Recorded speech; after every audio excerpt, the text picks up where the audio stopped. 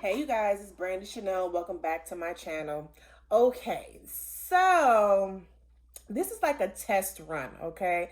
I have been watching the show Bridgerton on Netflix and it is so good. It's so romantic. I really enjoy it. Like I've seen it a bunch of times by now. Let me see if y'all can see me. I've seen it a bunch of times now, and I was like, well, maybe let me talk about this on my channel, right?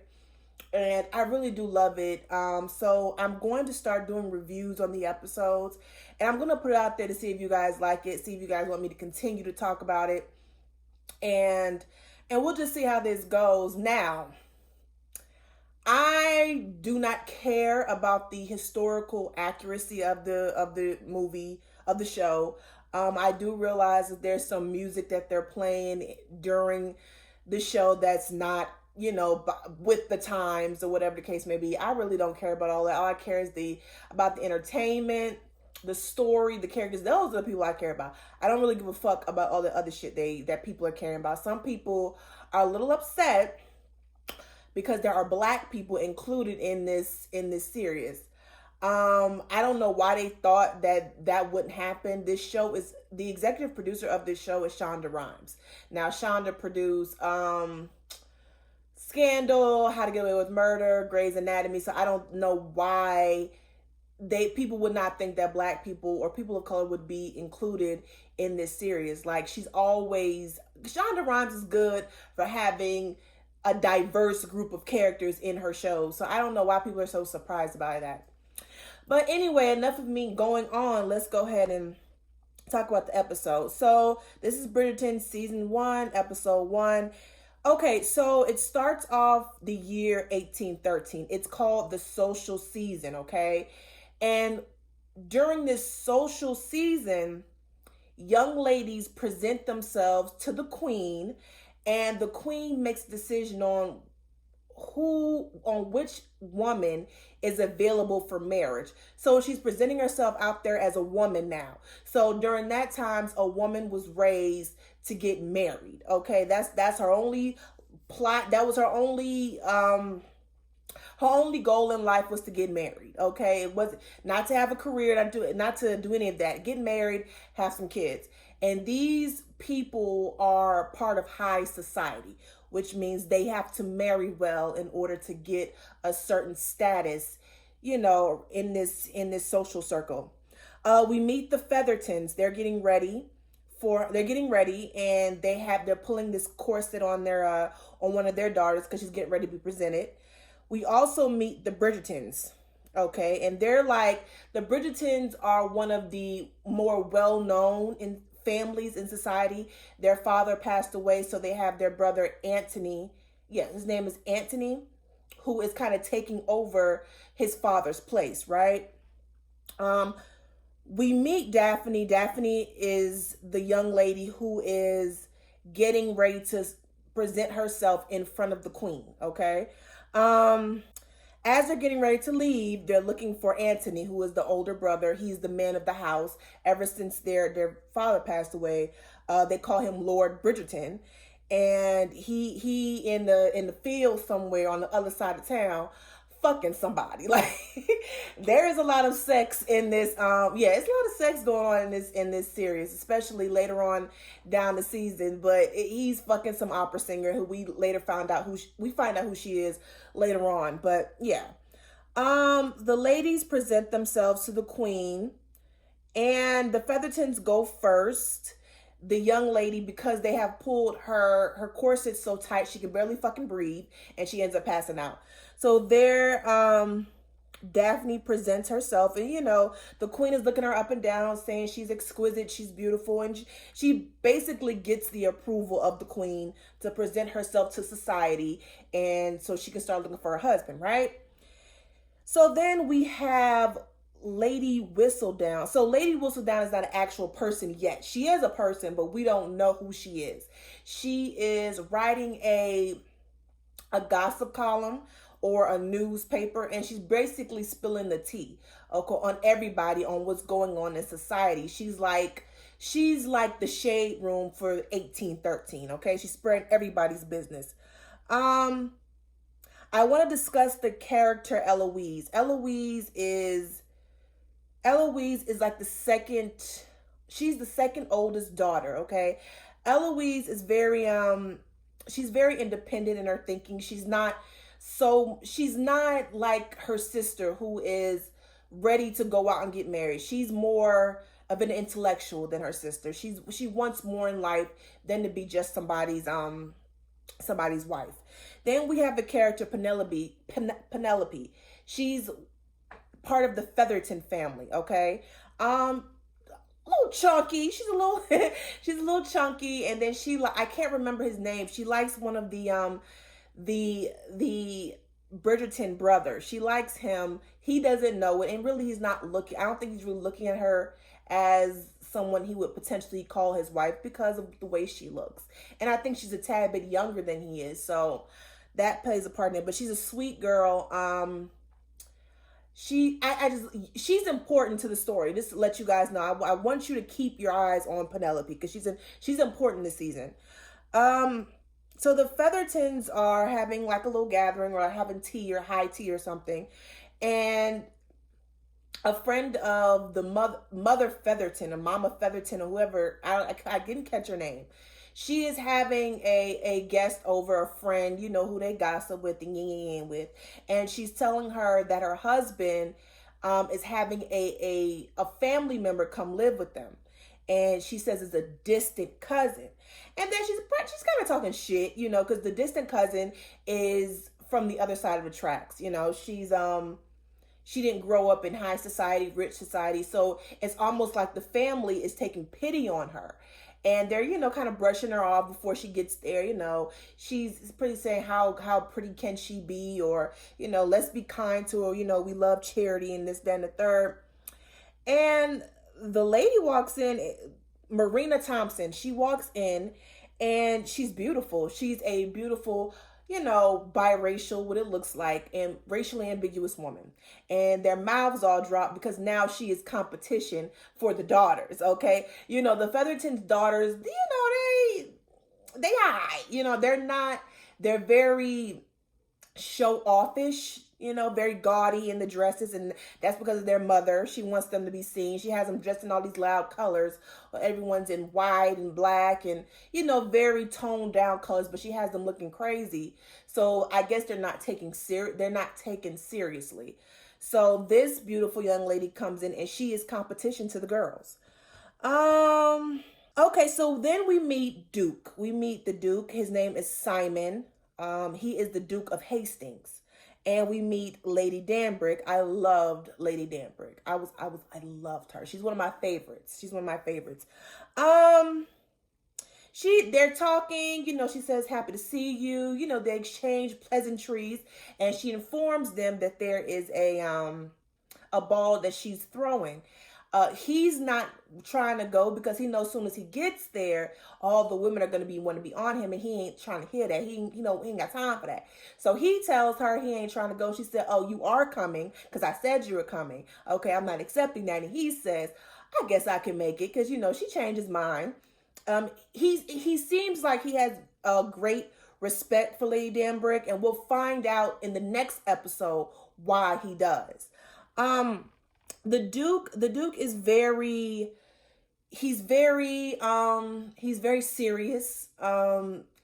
He's arrogant. He carries himself in he has some high self-esteem, but that's covered in some deep, dark thing he got going on, which we find out in episode 2. But he's very sure of himself. He makes it clear throughout the series, like episodes 1 and 2, that he's not willing to marry. And we find out later why he's not willing to marry. Okay, so the oldest brother, Anthony, is seeing an opera singer named Sienna. The thing about Sienna is not part of high society, and Anthony is. Sienna is an opera singer, so she's a working woman, right? And that wasn't considered like, it didn't make you attractive to people, to the high society, because women were not supposed to be working. That was a man's thing. You were just supposed to marry rich. And if you were a woman and you were working in some type of form of fashion, then you were not considered you were not part of high society. That was kind of frowned upon. So technically she's working. And she's also from the other side of the tracks. So her and Anthony are not supposed to socially be together. And that's what we've seen each other, let alone fucking. And so he's been seeing her on the low. And, he's promising her that he'd take care of her. But, I think deep down inside, she wants that to happen. But we find out later why it can't happen. So it's the first ball of the season. This is the first time Daphne is being presented out into society, and the men are looking at her because they know she's available to be married, okay? But the older brother, because he is the man of the house and there's no father, he is taking his role a little too seriously, to the point where he's cock blocking. You know what I'm saying? Every man that comes up to her, he's saying he's cheap, or no, it's just every man she comes in contact with, he's cock blocking, basically. The Feathertons are there, and Marina Thompson has stole the show because she's so beautiful and all the men are wanting to see her, and she's really taking the attention away from the Featherton girls. So she's so beautiful and the men are drawn to her. Once you go black, you never go back, okay? So, and it's kind of making the Mama Featherton, she's kind of talking, she's up in the balcony talking shit about her, and they're looking at her like, girl, what you talking about? She is cute. She is fine. What are you talking about? But, it's just her jealousy. She's wanting more for her girls, and that's what it is. All the women are sweating the Duke, but he refused. Like I said, he refuses to marry. So all the mothers are trying to present themselves to the Duke, and he like, I ain't trying to hear. He ain't trying to see. He's not interested. Daphne and the Duke bump into each other, and before Daphne and the Duke run into each other, there's a man. His first name is Nigel Burbrick. Okay, and he has a crush on Daphne. However, he is years older than Daphne. He's not good looking. He's not charming. He is not the love match that Daphne was hoping for. And so she runs into the Duke, and she starts a conversation with him, and they have like this banter back and forth before her brother walks up, and basically they're friends. They kind of grew up together. So the day after the ball, okay, a lot of suitors then come to go see the females to kind of present themselves and see if this can be potentially a match. Okay, Daphne gets a lot of suitors. However, her brother is not feeling it. Okay. And now on the Featherton side of the world, okay, the girls, her daughters, none of them get suitors. It's only Marina. Marina is the only one who gets suitors. And that kind of, the older two are kind of jealous, and the mom she ain't really feeling it too well. Anthony and Daphne have a conversation because she feels like he's doing too much, and he's only saying that I am looking out for your best interest, and he's kind of ruining that for her, because if she don't marry, then what? Okay, if she doesn't marry, where is she going to be placed in society? If she don't marry that season, because that's her goal, to marry within the social season. If she doesn't marry, then what? You know what I'm saying? Then what does she have? And she's trying to tell her brother that. Okay, Burbrook visits Daphne. Daphne does not like Burbrook. He is kind of pursuing her, but she don't really like him like that. She don't like him like that. And so as a result of her brother Anthony kind of cock blocking and this, that, and the third, Lady Whistledown, the gossip column, has pretty much declared her ineligible. Pretty much, saying she'll probably never marry. No one is interested. And because it's because her brother is pretty much scaring them all away. So they're at an opera, and Miss Bridgerton and Lady Danbrick are having a conversation. And they pretty much plot a scheme to kind of get the Duke and Daphne together. Kind of, trying to get them in the same room so they can kind of feel each other out and see what happens, okay? At the scene with Marina, and she's in bed, it's the next morning, and she's looking through the sheets, right? And this is how during them times the women would tell if they're pregnant or not. So if they knew it was supposed to be that time of the month, and they woke up in the morning and there was no blood, that was a sign that they were pregnant. Of course, this is 1800s. There's no tampons. There's none of that. So she woke up that morning and discovered she was not bleeding. She has not bled, and so she's pregnant, right? So the Duke has dinner with Daphne, and they're all having conversations and this, that, and the third. So they kind of have this banter back and forth. Daphne is not really feeling the Duke because he's so arrogant. He's so full of himself, and she's kind of taken aback. But they still have a chemistry. There's something there between the two. He's intrigued with her because I think the reason why he was intrigued with her, because she wasn't all over him. She wasn't really sweating him like the other females were, but she kind of was put off by him because he's arrogant. And that's not really attractive to her. It's kind of discovered at the table that, Anthony discovers at the table that this was something his mom tried to set up. Then he gets upset with her. They have a talk after dinner, and it's kind of discovered that his mom is kind of sensing that the reason why he's so hesitant with Daphne is because he feels like he has to be, because he's in his father's place. So that's basically what I got out of the conversation. The next morning, Anthony breaks up with Sienna, and Sienna is very upset. She's very heartbroken because he did promise that he would take care of her, and he's not. So they're at the ball, and it's Colin. Penelope likes Colin Bridgerton. She likes him, but of course he's not interested. As a matter of fact, he's interested in a distant cousin, Marina, and she's kind of a little heartbroken about that. So the Duke arrives, and of course it's the same thing. The women all over him, and he don't want to be with the women. He is not really attractive that they are coming off so desperate. Okay, so at some point, he kind of walks away or just try to leave the ball. So Anthony then tells Daphne that she has promised him to Lord Burbrook, and she's very upset, and she leaves. She goes off and runs off to the garden, and he sees her there, and she says, no, Nigel, I'm not. And he's pressing her, and at some point she punches him. And so the Duke sees all this, and as he's running toward her to kind of protect her, she's already punched him out.